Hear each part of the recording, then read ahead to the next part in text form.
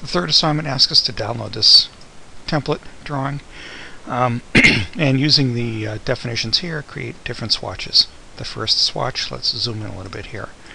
I'm going to drag this up here and then move this down a little bit. So the first one is the pencil, using the pencil tool. Let's see, we're going to go to the pencil tool, change the color to black, make sure that it's 1 pixel, and hardness 100%. Click OK. Oops, let's undo that first. We want to click a dot, and then holding the shift key down gives us a way of dragging across. If you make a mistake, you can always say step backward and then start over. So click, drag, there's our little dot, there's the line. Second one, RGB blue, hard round, 13 pixels. Still with the pencil. So I'm going to click this. Actually, we're going to go to the color library. We can actually open the swatches. Go to Window and make sure Swatches is available.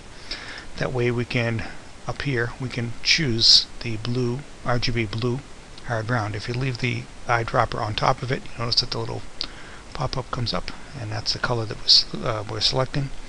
Change it to 13 pixels, and we can just go up here and either click and drag or type it in directly.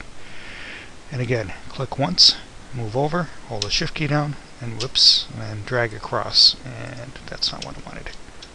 There we go. And that's the straight line.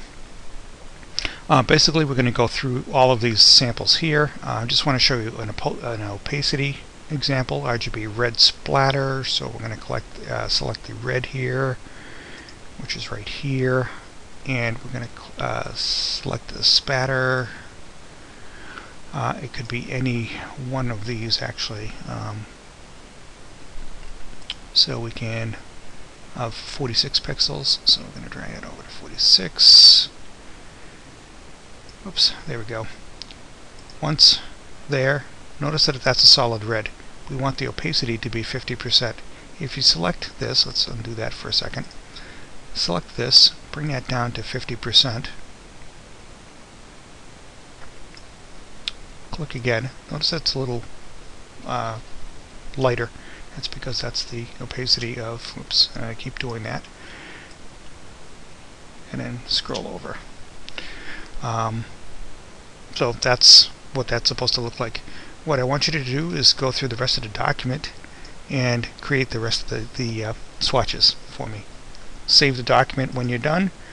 And I believe this is in JPEG format. So again, if this were finished, you would go to File, Save As. Make sure you change this to JPEG, option right here, and then submit that to the assignment area.